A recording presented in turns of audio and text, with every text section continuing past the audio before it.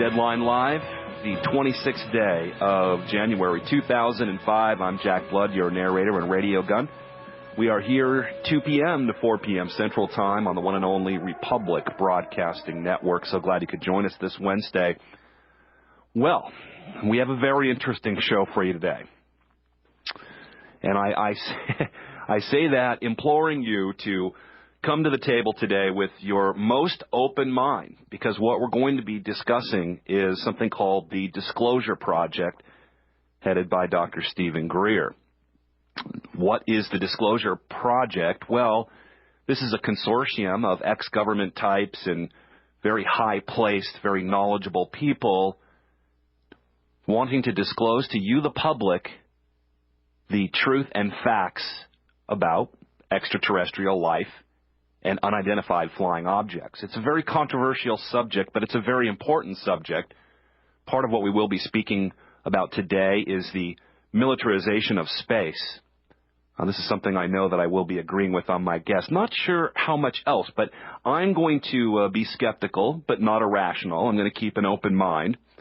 And we're going to put some hard questions to these people that have been on Coast to Coast and Rents and a number of these types of shows. So this breaks a little bit from our usual MO here, folks. If you're new to listening to the program, obviously you don't know what we do, but we cover news and try to decode the news. We are, I think to put it in a word, in a capsule, anti-globalization, anti-one world government, if we have any agenda whatsoever. I guess that would be it. But today's show is going to take a little bit of a different turn, so I'm going to need you people to come in today with complete open minds, or it might be advised for you to turn your radio off, at least for the next 2 hours until the next program comes up to the plate.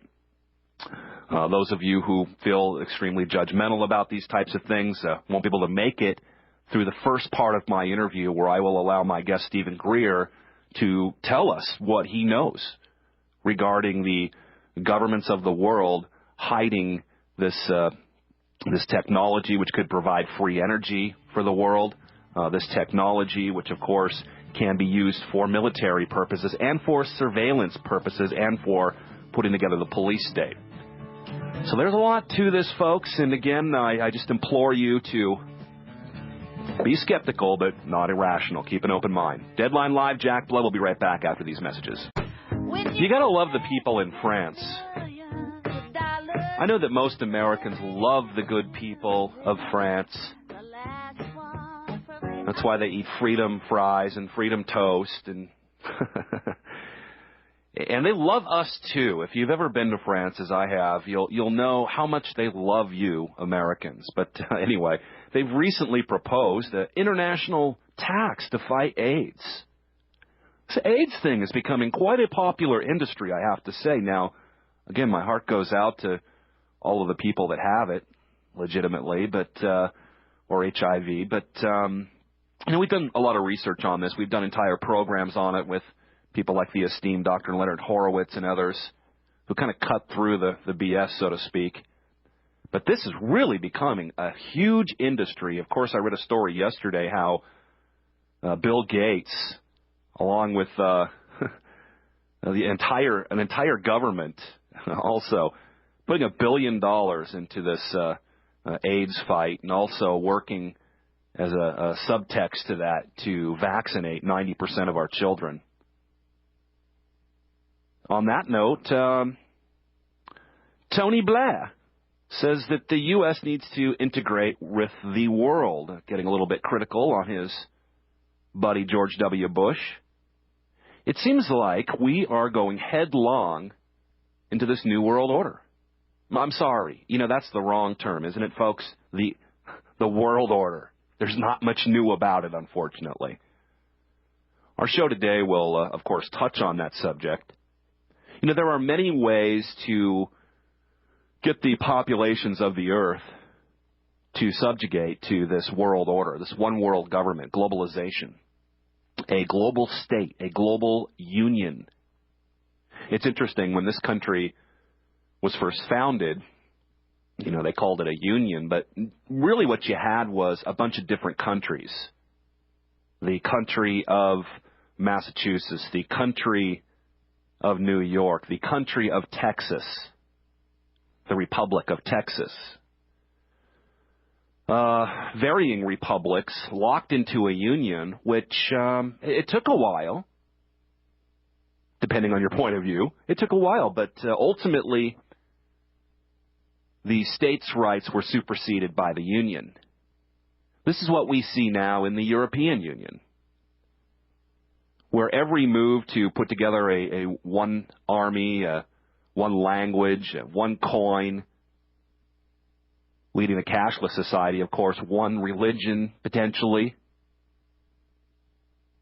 one constitution, one leader, one governor.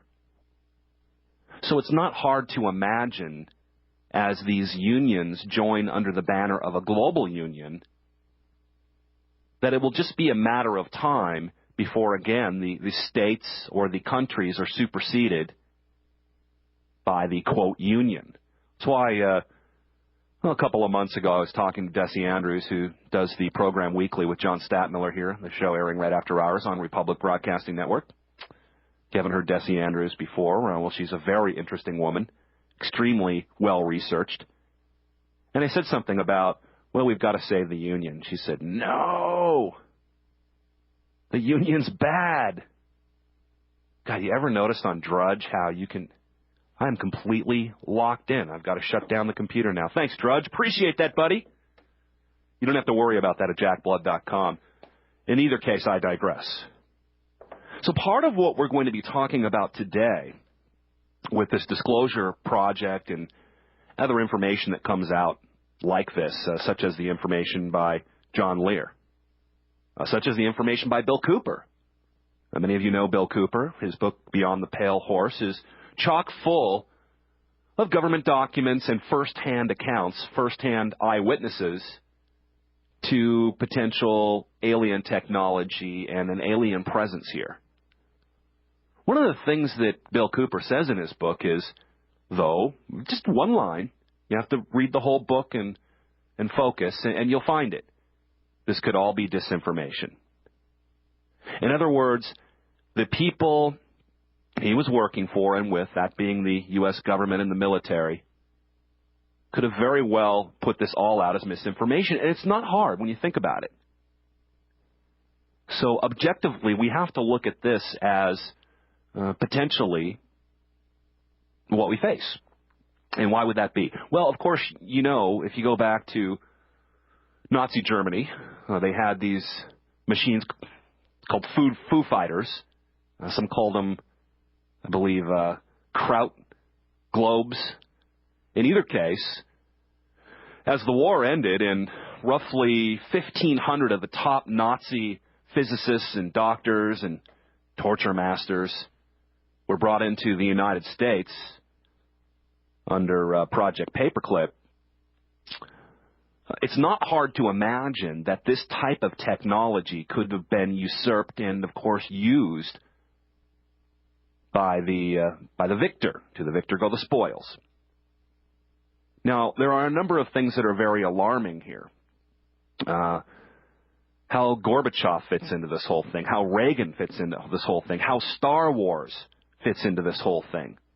Because whether or not you believe in UFOs, and really all we're talking about here is an unidentified flying object, so if it's unidentified, it could be military, it could be extraterrestrial or extragalactical. So you don't know. I mean, when you're talking about extraterrestrial life, that could be different. But again, separate that from strange genetically engineered projects, gene splitting and other things. DNA research, etc. But again, I digress. There's definitely a black budget operation going on to control space. That is highly documented, of course, in the Space Preservation Act and other forms of legislation, and by many very good researchers around the world. But most of these researchers, including Bruce Gagnon or Noam Chomsky or whoever, it always ends in the same thing. We need to come together, we need to disarm and quit fighting over these borders and integrate into a one-world government. I mean, everything sounds perfect right up to that point. I can follow along, I can agree, and I can see how this is a major threat to the survival of this planet and the people on it. You know, one of the main things is, well, who will own space? Well, I think that's already been determined. In fact, many have made the case, and I think aptly so, that the Gulf War was the first space war, that being the technology used for the Gulf War. You know that 90% of the targets were hit immediately using satellite and space technology. The other 10% were just kind of pecked and played with like a cat or a kitten plays with a ball of yarn, just to really test out all of this technology. And this was one of the prime reasons, I believe, for going to war in the Gulf and hooking up that phony war in 1991 was to test out these space weapons. Kosovo could have very well been the second space war, and, of course, Afghanistan being the third, the newest war in Iraq being the fourth, and God only knows who's next. So who owns space? I think it might already be too late. Now, of course, the anti-American people out there, people again like Noam Chomsky, and sorry, Noam, I have to mention your name here in this phrase, and others, you know who they are. Even those who just haven't done their homework, who are out of the loop, who think that the New World Order is the United States, that this is imperialism, believe that the United States owns space. They have put together these black budgets in order to hoodwink the rest of us, using Star Wars and other systems to do that. And while that has happened, to say that it's the United States and not global financing and not global interest involved in this is to be, I believe, ignorant of many of the facts. Looking at one piece of the puzzle and not the entire puzzle. Looking at the smaller picture and not the bigger picture. So that's important. Who will own space? Well, I think that might have already been determined. Of course, China is now working very hard with the technology that, again, we have given them, the globalists have given them, to etch out their little corner of space. But what's more important is the programs and projects set up to determine who can leave Earth and who can't. Now, again, with some of this, quote, technology that's available, whether it is man-made and hidden or whether it is captured by aliens and hidden, I guess doesn't really make a difference. The fact is that much of that is being used, and much of that we don't know about. In fact, many people have speculated that we don't know what's going to happen 20 years from now. Let me rephrase that. We are 20 years behind of knowing what the basic technologies are. So take the technology you have today and exponentially multiply that by 20 years. And, of course, as you know, we go faster and faster and faster every year. It is beyond human comprehension. This is what's at stake. Again, a threat to survival. I'm going to read you a few quotes. When we come back, we're going to paint an appropriate picture for you, and then Stephen Greer from the Disclosure Project will be joining us in just about 10 minutes. Should be interesting, folks. Stay tuned. Jack Blood here with you, Deadline Live, this 26th day of January 2005. This next gentleman who will be joining us is probably one of the more controversial people in the world, on the planet today. What he brings to the table is a vast knowledge and experience working with the government and government programs. And, well, he's from the Disclosure Project. You can go to their website at disclosureproject.org. Follow along with me. His name is Dr. Stephen Greer. And I think the best thing to do is we'll just have him come on and he can tell us who he is and what they're doing. We'll get started in that vein. Dr. Stephen Greer, welcome to the program. Oh, thank you. I'm glad to be here. I'm glad to have you, and you're not an easy guy to reach, but I think this is an important topic and one that we don't get a chance to cover very much. I've used your terminology and already warned my listeners to, be skeptical, but not irrational. Right. I don't know. No. Well, I don't know if I'm very skeptical also. I don't know if we need to explain what irrational means, but let's start off with who you are, where you come from, and give us kind of a recap of your National Press Club appearance in 2001. I think that's a good way to start. Well, I'm actually an emergency physician. I'm a medical doctor whose uncle was the senior project engineer that designed the lunar module that took Neil Armstrong to the moon. And as a little boy, I learned of some things that, quote, don't exist, as they say, but do, and began to look into them. By the time I was running this busy emergency department in North Carolina, I had dug into this subject far enough to discover that there were a core of military and intelligence witnesses that I had networked with who knew about classified super secret projects dealing with what the public erroneously call UFOs. I say erroneously because they are not unidentified and they do not fly in any sense of the aerodynamic sense of flying. But be that as it may, between 1990, when I started the project, and actually between 1990 and 1998, we began to identify an enormous amount of data and government documents and military and intelligence insiders to these sort of projects. And we initially just had a few, and then we had 40, and right now we have between 450 and 500 of these fellows and some ladies who are have been in various divisions of the government, virtually every agency and every branch of the military, who have been present at projects or during events where unusual aircraft have been tracked or have been retrieved or have been worked on and studied, or, if you will, reverse engineered. In 1998, well, I should back up. In 1993, I was asked to provide the first briefing for the then incoming President Clinton's national security folks, including a meeting with his first CIA director, James Woolsey. And Jim Woolsey and I spent about 3 hours discussing this problem, during which he informed me that neither he nor the president were being allowed access to these projects, which, of course, at the time I thought was a prevarication. Turns out it was not. It was true. And subsequently, we began to move this information not only through the executive branch but also to members of Congress. In 1997, we had a gathering of a number of congressional offices and chairmen of committees to hear and meet some of these military witnesses who are, you could best call, whistleblowers, as well as to get briefing materials that we'd put together previously for the president. And we have been asking the executive branch as well as the Congress to hold hearings or to issue an executive order in the case of the executive branch to allow this information to begin to come out so that the public could be informed about the truth of the subject rather than all the mythology that you see in the media. And also so that some of the technologies that have been developed in these so-called black projects could begin to be put to use so we could get off of fossil fuels and say adios to the Middle East oil mess.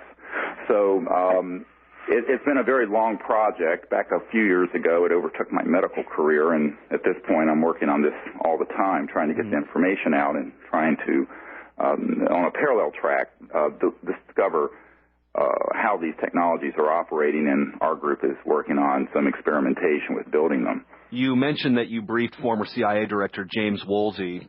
You've also briefed members of Congress, members of the European Union, members of Parliament in Japan. You've also briefed the Vatican. Is that correct? Right. Yeah, we've had very senior meetings throughout the world over the last 14 years, certainly also at the United Nations. The previous Secretary General Boutros-Ghali, his family, and in fact his wife and I spent many hours discussing this issue because, you know, although it's snickered at a lot, as it should be, because 99% of everything you see in the big media and the entertainment field on this subject is just absolute rubbish. There's a core of information hidden under all those bushels of rubbish that is very important and very true, and I believe a lot of the information that the public comes across has been allowed to be propagated because it kind of sets up a deflection from what's really happening.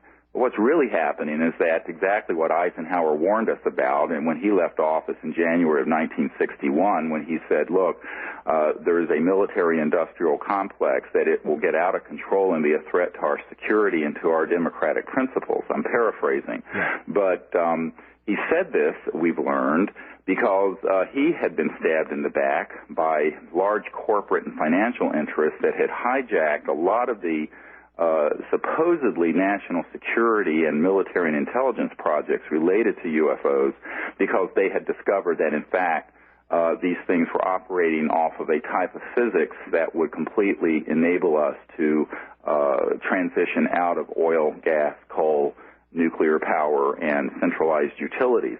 Well, that's a mouthful, because what we've just done is said it was about a $7 trillion part of the world economy that could be made redundant quite easily. Right. Well, not easily, but it would be a difficult transition, but it could have been done. So a lot of people who have thought, and this is true of some of the military men I work with, they thought they were working for the national security. What they found out as time went on is that they were actually working for a transnational group of, to put it nicely, mafiosi-type characters who were really trying to keep this stuff secret, not because it was important to the national security, but because it was important to their power base and to their ability to maintain a grip, a lock on the global economic and oil situation. So once they discovered that, they began to defect in droves. And as I said, we have people should get on our website, disclosureproject.org, because the witnesses we have are not people behind a curtain, you know, with an altered voice. These are people who are name, rank, and serial number, fully identified. We have their DD-214s, which are their discharge forms from the military. We have corroboration of their accounts in most cases. We have government documents that have been authenticated that corroborate much of what they're saying. Not all of our witnesses have government documents to prove it, but many of the cases do. So we're not talking about stuff that's, you know, a little granny in tennis shoes who saw a light in the sky. We're talking about people ranging from brigadier generals to air traffic controllers to astronauts and cosmonauts who have seen this stuff and who we have gotten to come together as a team and begin to educate the public on it. Who, okay, well, you mentioned again, you briefed some pretty high-level people, and you say that presidents have been kept out of the loop, which... Not all of them, some. Some, and I would imagine you were speaking of Bill Clinton earlier in that particular time frame, in that timeline? Well, yes, so see, when we started the project, Papa Bush was still president, but by the time we actually got ourselves organized with a critical mass of intelligence and witnesses, Bill Clinton had taken the oath of office. And then, of course, people who knew him very well were following my work already by then. And a friend of his first CIA director, who was James Woolsey, was also following my work and had been doing so clandestinely, it turned out, for a couple of years, and asked me to provide a briefing for him. But my question is, and I'm sorry to interrupt you, and I plan not to do that too much today, Dr. Greer. That's all right. Who does know? Who are, if we can just start from the top of the pyramid and work down, you mentioned these mafia-type global corporations that are hoarding this knowledge. Right. You mentioned, of course, people that are out of the loop, but, of course, pointing to other people that are. Have you traced this back to who might be holding on to this knowledge and keeping it from such high-level people?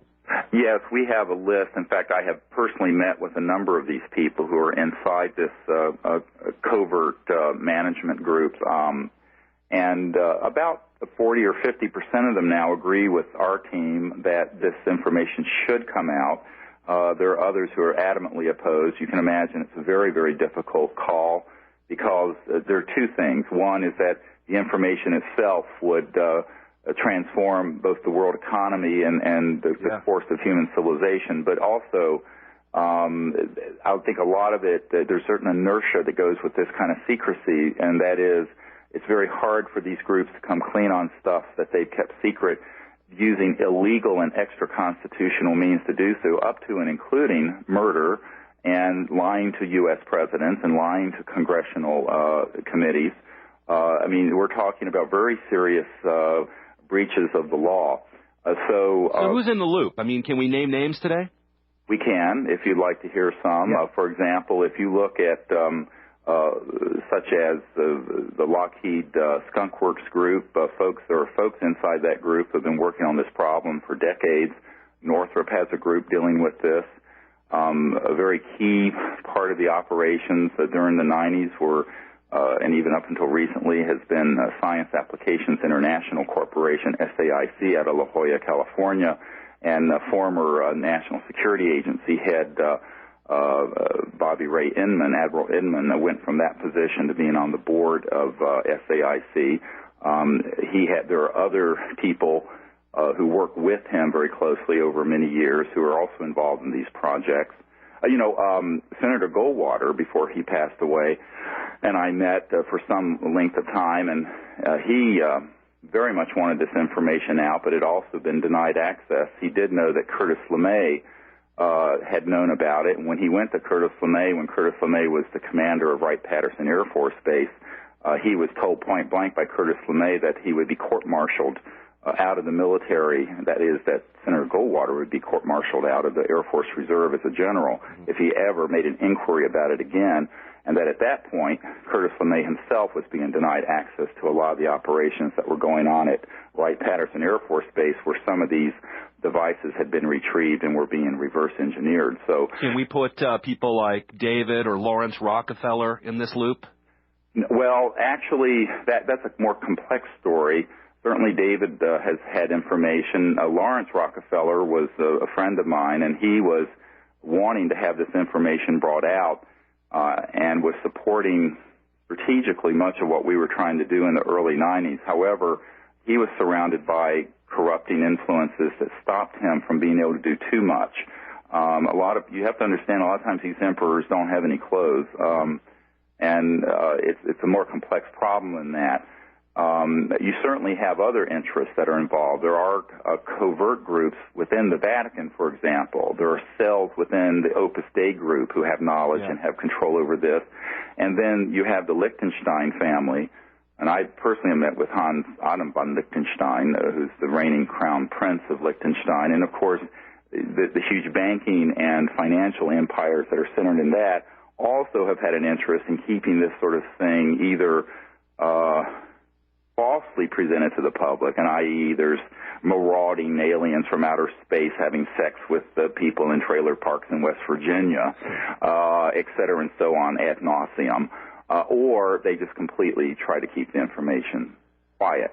The problem is that you can't really keep it quiet because too many people have seen too many things, right. But you can put a spin on it that creates the silly season of just absurdity, which then deflects any serious scientific or institutional investigation. Well, we've seen that tactic being used on us, Dr. Greer, of course, as we try to put out uncensored news, and, they call us kooks, and they try to compromise us and to neutralize us, and if that doesn't work, we get legal threats and even physical threats sometimes, just if we don't fully get the message. They never try to pay us off. This is something I always complain about, Dr. Greer.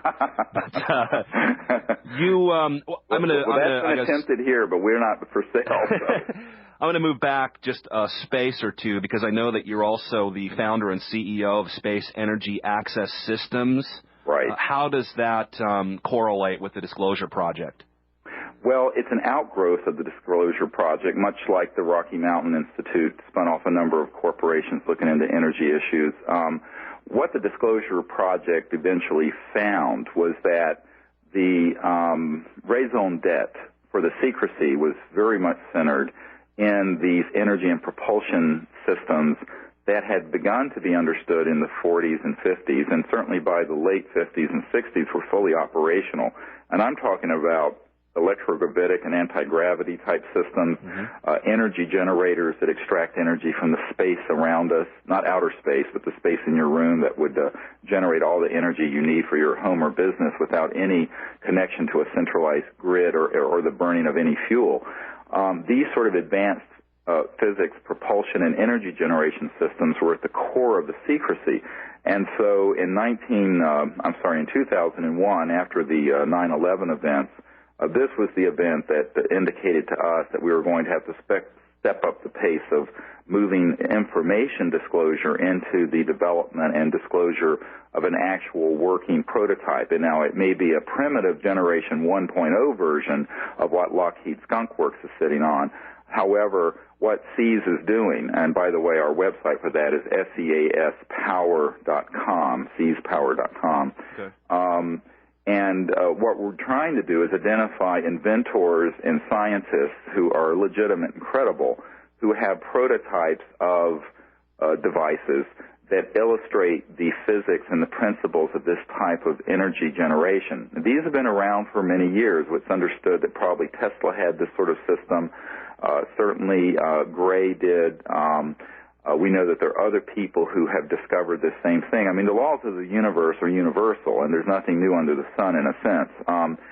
What SEAS is doing is identifying inventors who have this information and need an umbrella of both protection and security and funding to be able to get them out to the public. So that's what we're actively pursuing right now with SEAS, is the development of these energy generation systems. All right. Well, it's very complicated, and we're digesting it as we speak. Dr. Stephen Greer with us from the disclosureproject.org. We will be taking your calls here. 13.570. That's 13.570, second hour of Deadline Live with our guest today, Dr. Stephen Greer from the disclosureproject.org. And I do want to say this for folks who maybe won't be able to join us. I encourage you to go take a look at this. And, again, I encourage you to keep an open mind and, of course, be skeptical. I just have to put a little disclaimer on this because as we're letting Dr. Stephen Greer tell his story, I'm kind of holding back on some of the questions I might put together later. So I encourage you to go back to the archive so that you can get the full picture. But, again, Dr. Greer, I mean, I want to keep an open mind here. I want to be on board with you. I have a lot of research myself, which I want to integrate into this interview. But by no means, if people have just listened to the first 20 minutes, do I not I just want to make people perfectly aware of and clear that I'm still digesting some of this as well. So I'm not endorsing this by any means, at least at this point. I'm still digesting it, too. I understand.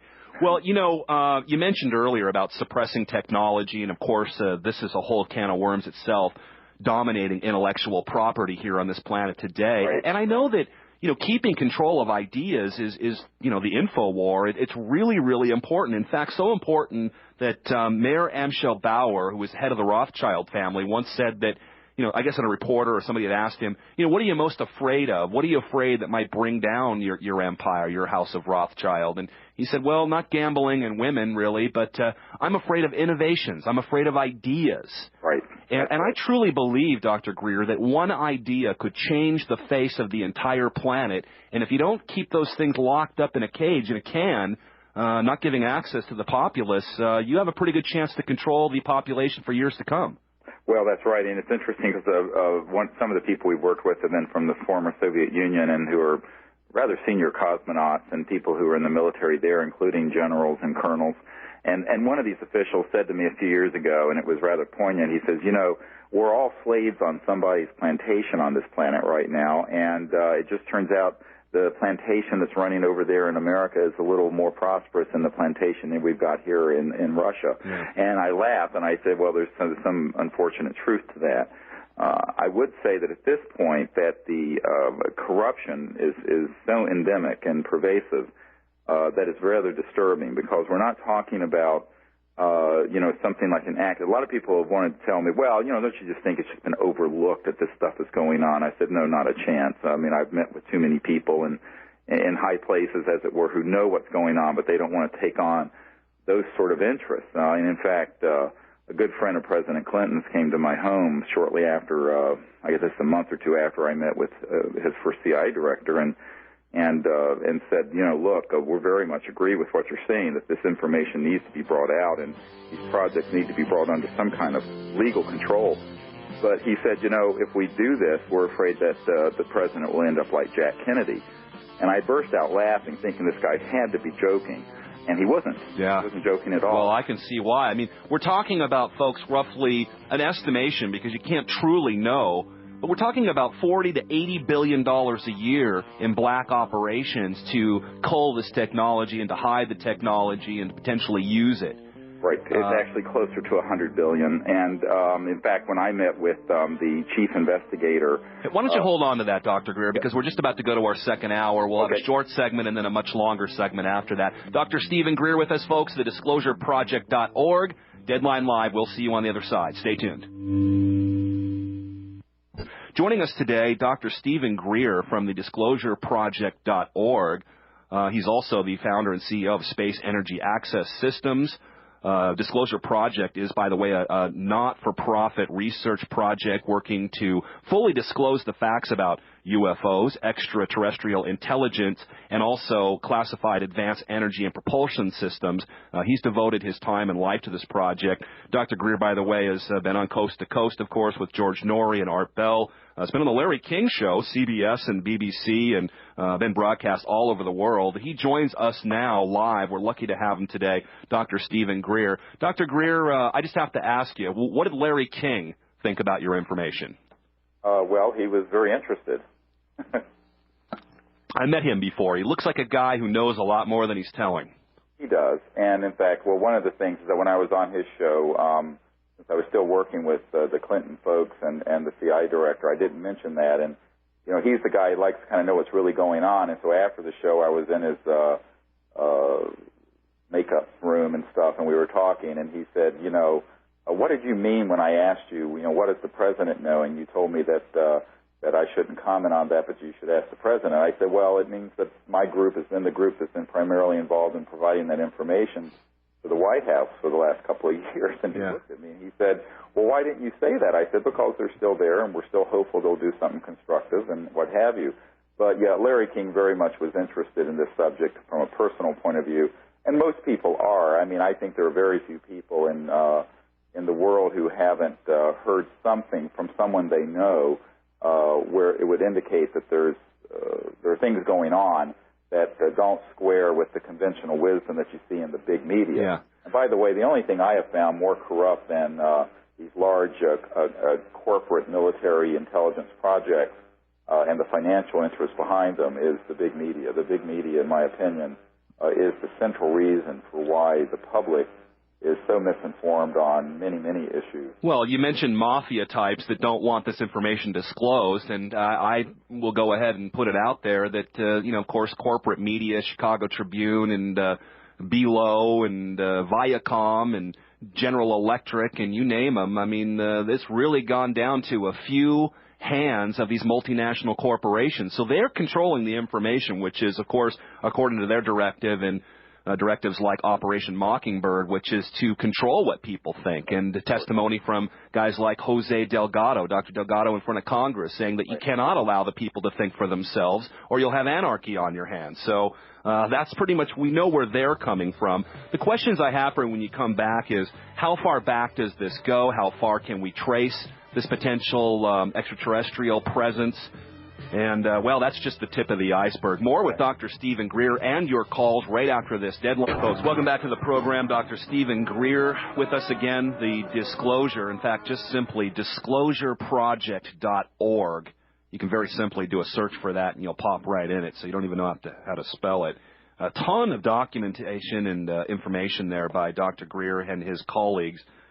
Stephen Greer, before we move forward and we take some calls here, we have loaded phone lines from all over North America for you today. I need to ask you, when you got started doing this, I mean, you were a doctor and then you moved into this really controversial issue. Of course, disclosure pretty much says it all. You're out there telling the world about this type of information, doing so now on a radio show. What happened to you once you decided to do this? I mean, have you had... it would seem to me that the powers that be wouldn't want you to put out this information. Have you had death threats or anything? Well, yeah, we've had this sort of thing. Initially, there was an offer for me to get pulled inside these projects and was offered a senior position. Of course, I turned it down. Being an emergency and trauma doctor, I've seen people killed over 50-cent beers. I certainly have seen a lot of tragedy in my life, and I know that whatever risks I have to take to get this information out, if we succeed in getting it out in the way that we're planning to, and more importantly, get these technologies into beginning to be used by our civilization, it is worth more than a 50-cent beer. People have lost their lives over trivialities for centuries, so I don't worry about that. Yeah. I will say that we've taken precautions by having an enormous number of powerful people on the inside of these projects who support what we're doing. Read between the lines of what I've been saying, and you're going to see that obviously it is not a monolithic situation where everyone is opposed to this coming out. In fact, I've been told by senior members of these covert programs that they very much would like to see a group like ours succeed because they painted themselves in such a black corner that they don't know how to quite get out of it.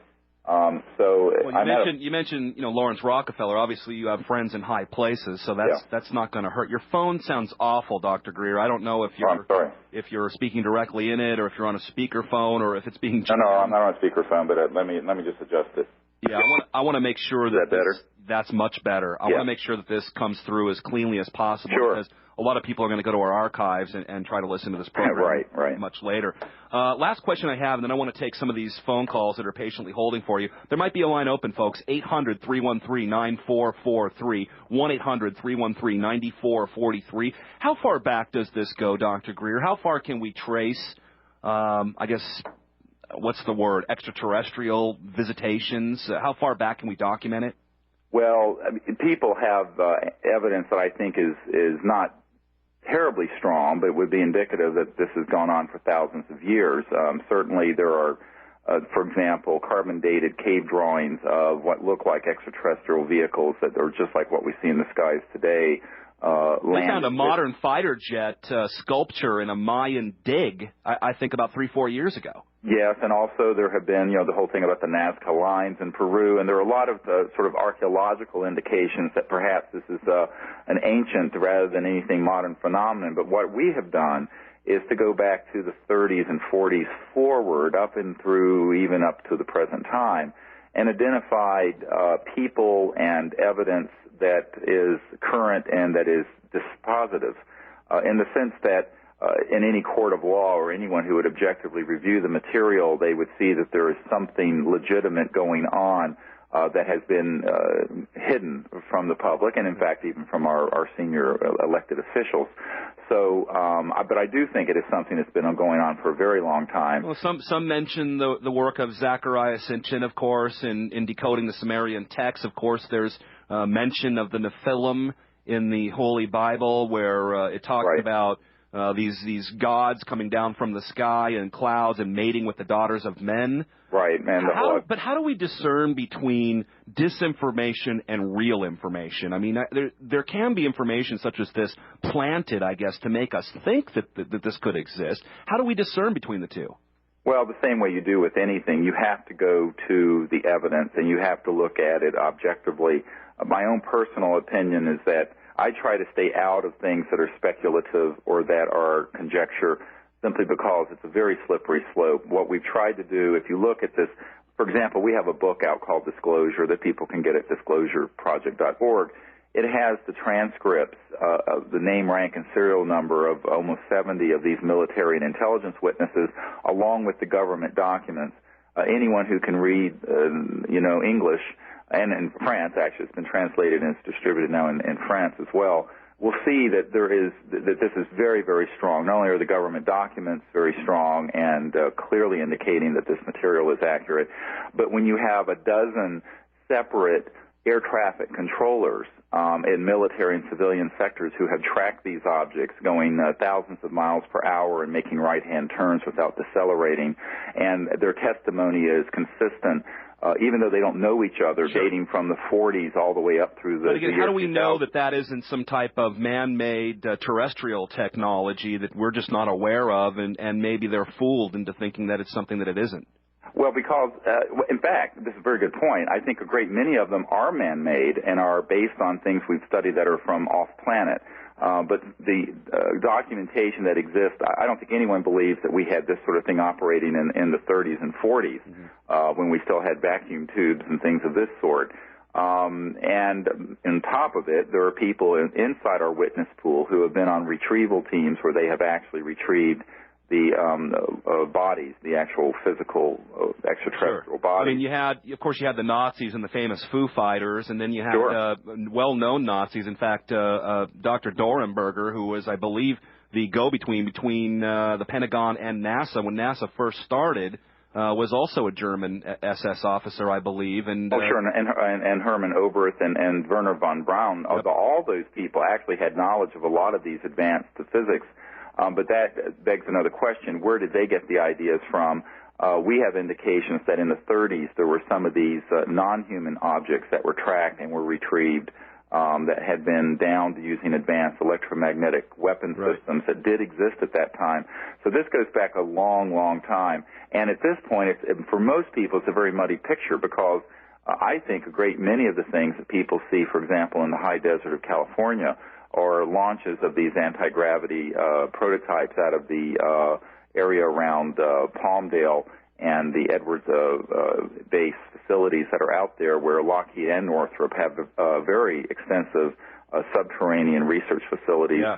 And we have people who have been in these facilities and have actually worked on designing these advanced aircraft and spacecraft that are using these propulsion and energy generation systems that I've been talking about. Yeah, one of the things actually that my research turned up, and I'm sure you're familiar with this, is that the tax money made to build the location for the super collider underground never actually housed the super collider. That project was canceled, and some other black ops project was taking place there underground. Correct, and this is often the case. For example, if you look at the B-2 stealth bomber, although say, well, these cost $1 or $2 billion apiece, that actually isn't true. It's just that the large amount of the money that goes into those projects goes to the identified projects, and then maybe 80% of it or 75% of it will be funneled into these other unacknowledged special access projects, is the proper term, or super secret black projects, where they're working on these more esoteric and exotic systems.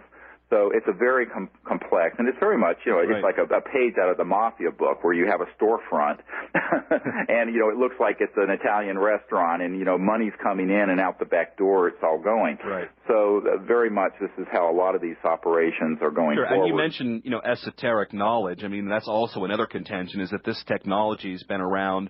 I think some of these people make the same contention that it's alien technology or extraterrestrial technology housed in, say, the libraries in Alexandria, which were burned to maybe hide the evidence. I mean, there's a lot to this, and I'm speculating, and I know you're trying to just put out evidence here. I got to go to these calls, Dr. Greer, or my listeners are going to kill me. I just saw a couple of them drop off. Folks, call right back. We're going to go right to your calls, 800-313-9443, 1-800-313-9443, to talk with Dr. Stephen Greer and myself. Let's first go to Richard in Texas. Richard, thank you for calling in. You're on the air. Hey, thank you guys for having me on. Dr. Greer, it's supposed to talk with you. I heard you on another program one time, and you gave a chapter and verse explanation of why these secrecy oaths are basically illegal because they're extra-constitutional and, well, illegal. Right. So I was wondering, I hope, I got in on the show late, I hope it's not repetitive, but I was wondering if you could repeat that argument for these secrecy oaths being illegal that they've taken. Right. Now, I want to be clear. What he's referring to are the secrecy oaths that people have been bound to in corporate and government programs specifically related to this subject. Sounds like counter-allegiance, but go ahead. No, well, but here, it's basic constitutional and legal theory. If an operation is going forward illegally and outside the Constitution, where they are lying to the constitutionally appointed officials, whether it be the president or the Congress or whoever, that operation cannot then cite the rule of law to enjoin other people, whether it's the National Security Act of 1947 or anything else, to keep their operation under the cloak of secrecy. They can't break the law and then use the law for their own protection at the same time. Now, they've been doing that for decades because no one's called them on many it. levels, yeah. Our attorneys, and we have some very good constitutional attorneys that I've consulted with on this, some top drawer guys, have said that, well, Dr. Greer, you're absolutely right. So back in 1997, I wrote an assessment of this and sent it to all the officials in our government, saying that basically people involved with these projects could come forward and speak publicly and could not be penalized because the people who would try to penalize them are themselves rogue extra-constitutional. Well, we know that whistleblowers in the past have not been protected on every level. We have to go to break. We're going to come right back. Good call, Richard. Race for space is really just almost a side issue to something like this. It's very, very important, and so important that I'll be doing an entire show on this arsenal of hypocrisy, as it's called. It's very, very dangerous. The life of the planet as we know it is at stake, folks, and that's what we're talking about today. Of course, with us is Dr. Stephen Greer from the disclosureproject.org. And yes, they have books, videos, audio tapes that you can purchase to get more familiar with this information at disclosureproject.org. Dr. Greer, I'm going over my notes here, and I think you inadvertently gave me some information that I like to use, and that is the multinational corporations, again, these mafia types, as you call them, withholding information from the presidents, knowing in general that presidents come and go.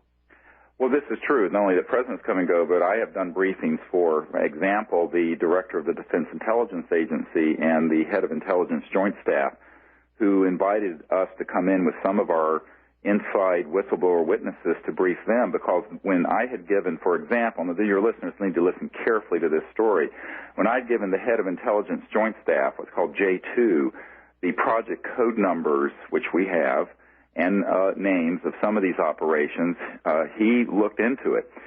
He did eventually find, hidden within the bowels of the Pentagon, one of these projects. And he wanted to be, quote, read into it. Read into means briefed on it. And he was told, sir, you do not have a need to know, and we cannot brief you on this project. And he says, well, if I don't, who the hell does?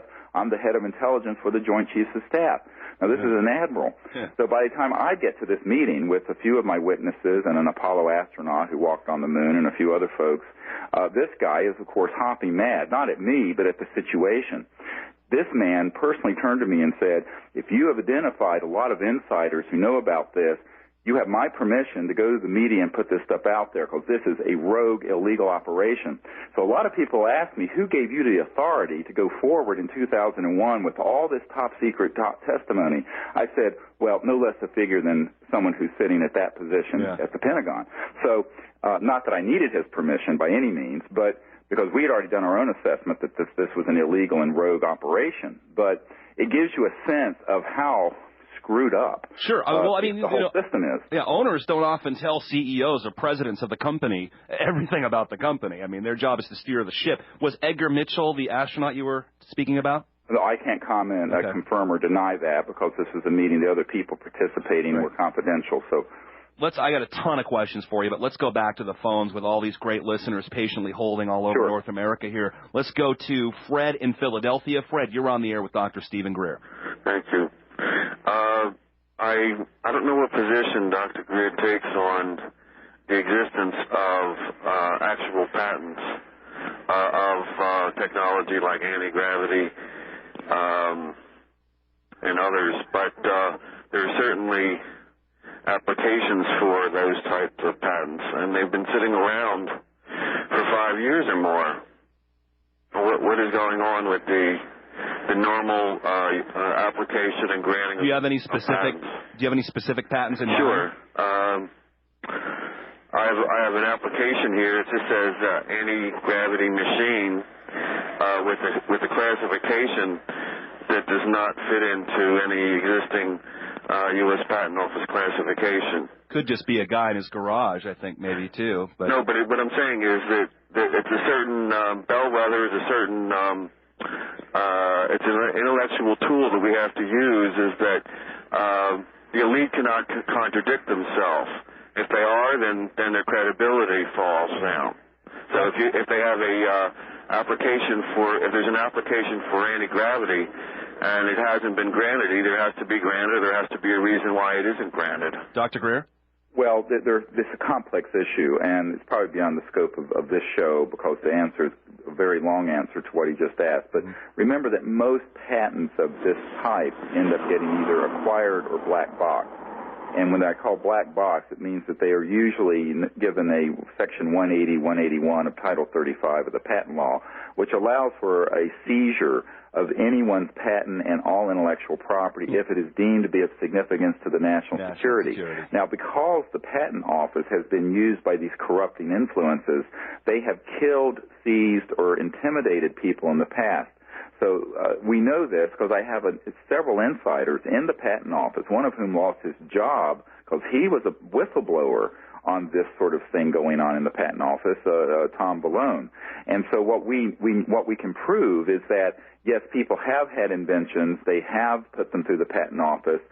They have either not been granted or at times they have been seized.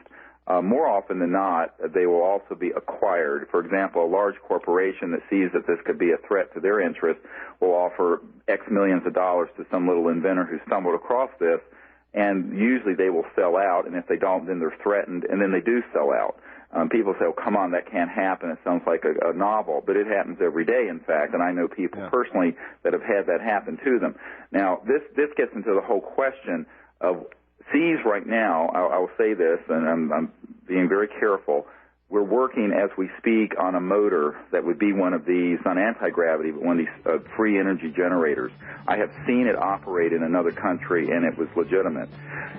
If we get this thing going, we want to announce this to the public quickly so that it can't be seized, because I'll tell you this. Hey, you could do that on this show. We've got to go to break. Fred, if you like, you can hang on, and then Ian, Anthony, Dan, Ed, and others patiently holding. We'll get right to you after this break. Dr. Stephen Greer with us. Folks, stay tuned. 2 hours a day, 5 days a week. Jack Blood with you, folks. Deadline Live. 3:33 p.m. Central Time, the 26th day of January 2005. Joining us today is Dr. Stephen Greer, director of the disclosureproject.org, and we're talking today about high technology, about potential intergalactical presence here that's being covered up by the government. This is all part of the Disclosure Project, as well as weaponizing space, which is just, I think, one of the byproducts or the components of this whole thing. Before we went to break, we had Fred from Philadelphia. Fred, are you still with us, and was your question answered sufficiently? Fred's not with us. Let's go to Ian in Canada. Paul, you ready? Let's pull up. Ian in Canada. Let's try Fred again. That's really professional, Paul. Thanks. Fred in Philadelphia. Did we answer your question? Yes, you answered it, but I wanted also to mention that I can endorse his statement about Dr. Herman Obereth and the fact that he was the head of a division that did, he was the chief reverse engineering expert for a particular division that was part of the Defense Department. I don't know what division it was. Right, this is true. And in fact, you know that if you get our disclosure materials, you'll see that Werner von Braun, for example, his last personal spokeswoman prior to his death is now on our team, and she has testified that not only did Werner von Braun know of these things, but she also said that on his deathbed, he said that Werner von Braun begged her to warn the world that there was an agenda to try to hoax various threats to our national security for the aggrandizement of those who were in power, including the eventual hoaxing of a threat from outer space and the attempt to weaponize space. That in reality, and interesting, this was way before 9/11, and her testimony, which was recorded in the year 2000, she said that basically these programs were going to have the Cold War. They would retire it, and then they would try to unite the world around a global terrorist threat and nations of concern. And then after they had played that card, they would try to roll out a hoaxed threat from outer space. Well, let me read this quote, and thanks, Fred, for the call. Of course, a very intelligent call, as always, from Fred in Philadelphia. I want to read you this quote from Henry Kissinger from something called the Bilderberg Conference. I'm sure you're familiar with that. Sure, oh yeah. Mm-hmm. And I'm going to read it for the listeners who might not have heard this. Today, America would be outraged if UN troops entered Los Angeles to restore order. Tomorrow, they will be grateful. This is especially true if they were told that there was an outside threat from beyond, whether real or promulgated, that threatened our very existence. It is then that all peoples of the world will plead to be delivered from this evil. The one thing every man fears is the unknown. When presented with this scenario, individual rights will be willingly relinquished for the guarantee of their well-being granted to them by the world government. That was Dr. Henry Kissinger, Bilderberg Conference, Evian, France, 1991. Dr. Greer? Yes, and this is exactly the kind of thing. A lot of people can't believe these sort of things are actually thought of and said, but it's very, very true. There's sort of a, if you will, a type of fascist or transnational Nazism that has survived the end of World War II and the Cold War, where there are some folks who would like to see the entire world united, not in peace and an ever-advancing civilization, but in sort of a very large military lock on the human race. And the way they can see doing that is stampeding the population through a series of orchestrated and staged managed events that would redound to their control through the induction of fear and what have you. And Seems I think to work. This is what we've seen. And it's very effective. It's highly effective. Do you think, I mean, we cover this a lot on this program, and we've researched and speculated to the high heavens on this topic of 9/11. Do you think that 9/11 could have been used and maybe was done for that very purpose? I think there's a good chance of it. You're not advocating, your group isn't advocating disarming the population or world government or any, I guess, of the platforms of the United Nations? Well, it's a complex issue. I mean, you know, do we need a new world order? Yes. Do we need the new world order that quote was referring to? No. We're an increasingly integrated world. There's but who could we trust? Doctor, I'm sorry to interrupt you. Who could we trust to head that new world order? Who could we ever trust? That's exactly right. And it's certainly not the guys running it now. And because what their objectives are not so much about ensuring the peace, but ensuring a state of fear so that the controls can stay in place, so the masses can be controlled through fear very effectively, as we have witnessed in the last 3 or 4 years. I think that in addition to this, there's an enormous economic issue here, not only in terms of maintaining even if we melt both polar ice caps, but maintaining the juggernaut of the fossil fuel economy and the centralized power grid, which is really completely unnecessary. Before I was born, we didn't need it. Yeah. But on top of it, you've got approximately $1 trillion a year going into military, industrial, laboratory spending. Yeah. Well, they would like to grow that from $1 trillion to $2 trillion to $3 trillion a year. The way to do it is to create and hoax, in my opinion, a threat from outer space. And I think that's why, if you look at the sort of the psychological propaganda that's out there in the UFO literature and in Hollywood about all things extraterrestrial, it's gone from warm and fuzzy, the movie E.T. and Close Encounters of the Third Kind, to, they're all coming here to eat us for lunch. And I think that there's this sort of siren song of greed that's behind this whole fear-mongering on this subject. And that's why I tell people on this subject, 90% plus of all the stuff I see, I believe, is some form of nonsense and disinformation, and so I'm a very, very big skeptic. At the same time, I have to tell people a skeptic is not someone who's completely taken leave of his senses. The evidence for the fact that there's something going on is overwhelming by any objective observer who would care to look at the materials we've put together. We got to move here, man. We're running out of show, Dr. Greer. Sure. 2 off-air questions, and if you can just give me quick answers to these so I can go right back to these calls. I'm going to get everybody in here just in a second. First off-air question, quick answer if it's possible. If the technology for perpetual motion exists, why not show it? Well, it will be. As soon as we are able to obtain something that we're satisfied is robust enough, we will very quickly get it put into security, get it replicated. It will be tested at 3 independent labs, and then it will be announced. It will be shown. Second off-air question, if we can't trust Kissinger and his friends to be in charge of this new world order, who should, in your mind, be in charge or control of a new world order? Well, I don't know that anyone should be in charge of a new world order. I think that it's going to organically evolve. I think the whole problem is that there's an over-centralization that's occurred from the wrong people. There's nothing wrong with international cooperation and dialogue. The question is, what checks and balances are in place? How are those people put into office? And what's their real agenda? And that's the issue. Checks and balances were made to be broken, as we've noticed here in this country. Let's go to Ian in Canada. Ian, thankfully, you are finally on the air with Dr. Stephen Greer. Thanks. There's so many aspects, Jack, to this issue. Try to be succinct, man. I got to get on all these calls. Yeah, I don't know what to say, but except this. What I found in my experience and study of this issue is that there's one clash of issues, and that's between those who see this as a combination of evolutionary pseudoscience and Star Trek space opera, and those who understand it from a religious point of view, that we are subject to invisible celestial hierarchies warring invisibly in the heavens and driving history for the last 6,000 years. I just wish that researchers would give a little more respect to that scriptural / supernatural view and stop dismissing it as mere cultural contamination. Wow, you said a mouth. Great comment, by the way. You should print that up. Dr. Greer, how does this work? How does the spiritual integrate with this? And if you can comment on Ian from Canada. Well, I'm sure there is a spiritual dimension to everything, and human beings, don't forget, we have physical bodies and we have souls as well, and I'm sure this is true of other life forms.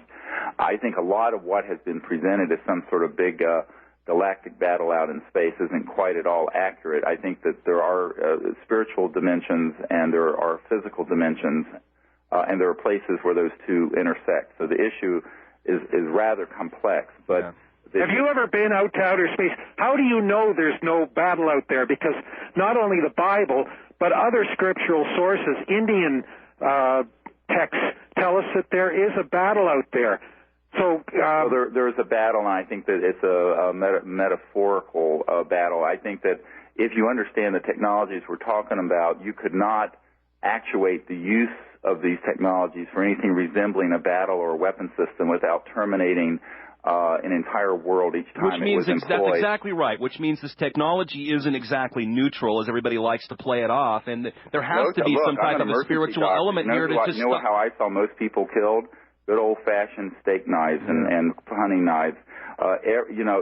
It's the consciousness behind the technology that drives how it's used. That's right. So the ultimate issue is a spiritual one, and I can tell you that... but let me just say this. Without spiritual restrictions, without some type of a moral compass, I mean, you're going to misuse this type of technology. Ian, thanks for the call. I would point out that a spiritual compass isn't necessarily a religious one. I think most of the organized religions have been corrupted by influences and powers that have nothing to do with truth or spirituality, but again, control. Exactly. Yeah, exactly. Control. Security equals control. Anthony in Arkansas, you're on the line with Dr. Stephen Greer. Thanks for taking my call, Jack.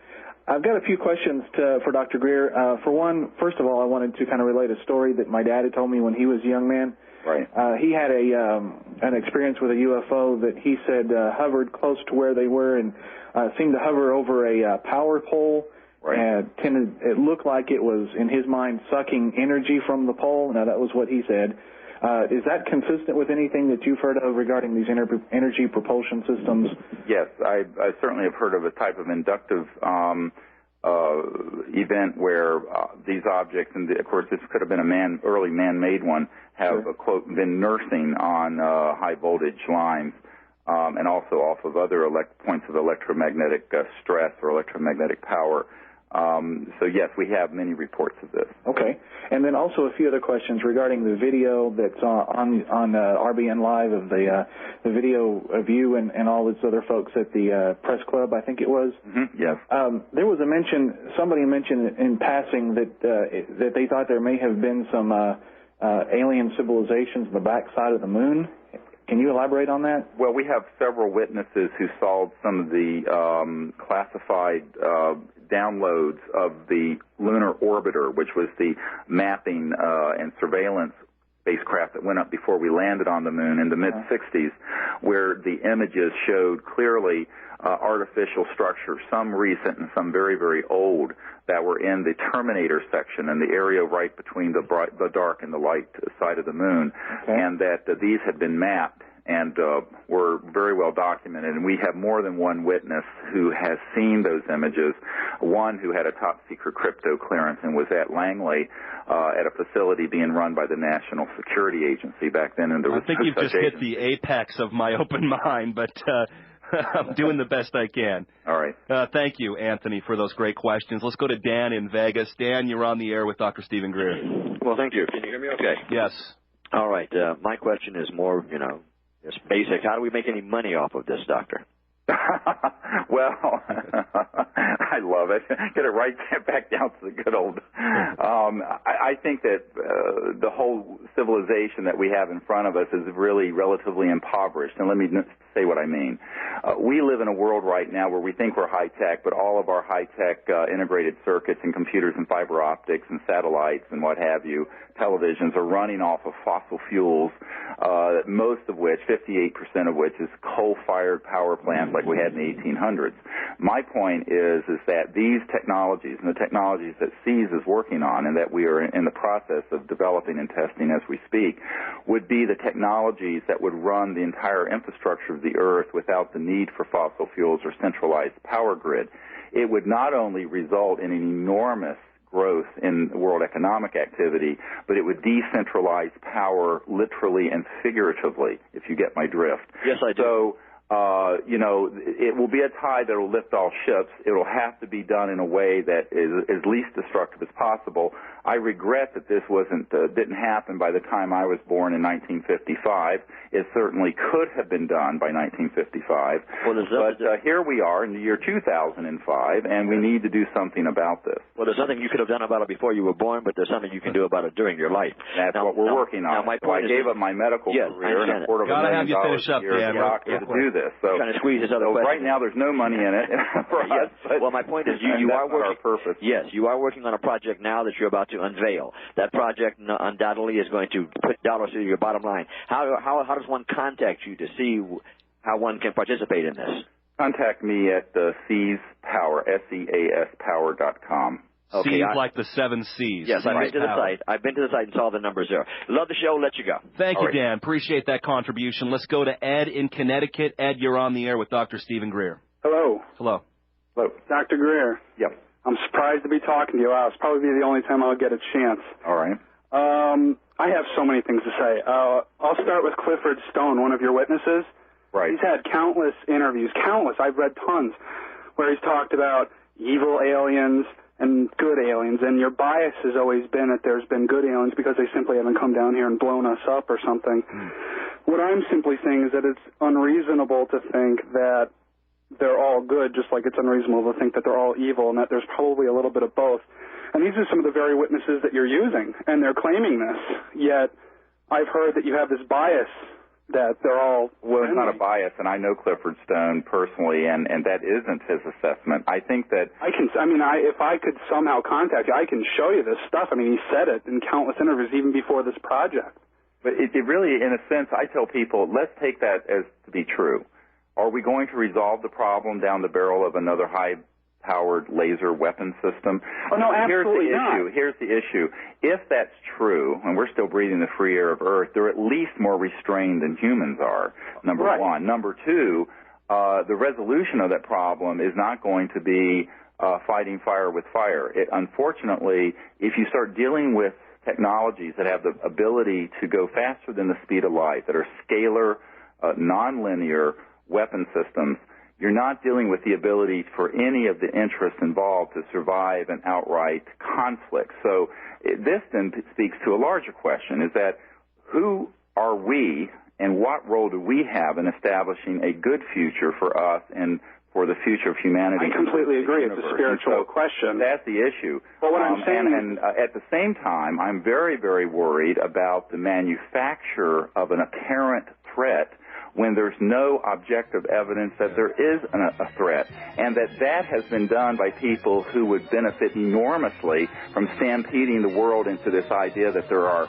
frightening influences out there that we need to spend trillions of dollars to fight. Ed, I'm sorry, man. We got to go to break, and I'm glad you got a chance to ask the doctor a question. We'll try to squeeze in Sam and Helena and whoever else in the big finish coming up next on Deadline Live. Folks, stay tuned. What a show, folks. So we're going to have you back. Dr. Greer, if you can make the time, I'd like to talk about the weaponization of space, and I didn't get to things like Vision 2020 or this Star Wars hoax that's been played upon the world, and all of these players like Gorbachev and Reagan and others. Right. So, I mean, how can you do this in an hour and a half with commercials? Yeah, you really can. We're just touching the highlights, but I appreciate having the time to talk. And, when and if we get this system up and running, maybe I'll get back on and we can do a live feed from the laboratory with some scientists there who are testing it. I can tell you what we've observed so far, something that has a completely stable energy input that stays charged with the thing putting out hundreds or even thousands of watts of free energy. Wow. We have seen it operating already. If we can get this thing stabilized, it would be one of the most important technological the door's open advances. for you, Dr. Greer. I mean, if you'd like to do that live test on this program, we have millions of people that can be out there in touch. We can all come together on that. I would love to extend that opportunity to you.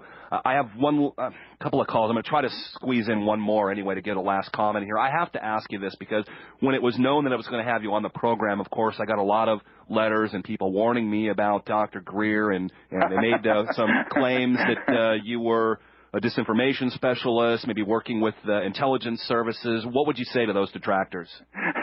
Well, It's hilarious because if it was true, we would sure have a lot more money than we have. People say that about me, Doctor. But I mean, it's been said. Look, paper doesn't refuse ink, as my father-in-law used to say. We're doing this the best we can with what we've got.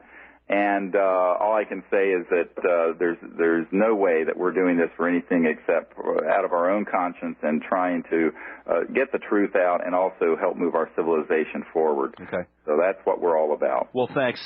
Let's go to Jeff in Colorado, where I believe on the NASA building there it says Masters of Space. Jeff, you're on the air. Yes, I have a question for Dr. Greer, and quick question is, A, does President Bush know anything about it? And 2, can't you do a presidential order to get this information released? And 3, can't we take it back militarily, like invade Lockheed Martin, take back what is ours? That should be back to the American public. Well, the answer to the first question is that the current president, Papa Bush, is sort of a mid-level operative within these circles. Yeah. The current president doesn't know too much. Cheney and Rumsfeld are very involved and have been for decades. I bet. Yes, we could go and get these things back, but it would take a president willing to do an executive order to do it. Clinton didn't want to do it because of fear that he, in fact, might end up assassinated. And I laughed when I first heard it, and I'm not laughing anymore. Well, and again, we end up at Ron Paul for president. But Helena in Texas, last word with Dr. Stephen Greer today. You have about 20 seconds. Thanks for taking my call. Dr. Greer, I've just heard for years that there have been lots of UFO sightings around the poles, and I just wondered if perhaps maybe you think that they may be coming from the center of the Earth? I don't think they're coming from the center of the Earth. I think there certainly have been historically reports of water and underground bases where they have been able to stay and for periods of time. Yeah. But I don't think that's the point of our center of the Earth technology. In fact, there was a famous explorer that went to the North Pole, I believe, and found some evidence of a civilization living inside the Earth. That was Admiral Byrd. That's right, Admiral Byrd. Right. Hey, thanks, Helena. Great call. Dr. Greer, again, thanks so much for joining us. Folks, thedisclosureproject.org. Anything else, Dr. Greer? Just to clarify, disclosureproject.org without the B. Yeah, no and the corporate site is easepower.com. Doctor, I will be in touch with you very soon. We'd love to have you back anytime you can make the time. Thank you so much. Man. Have a good one. Best of luck to you. Watch your back.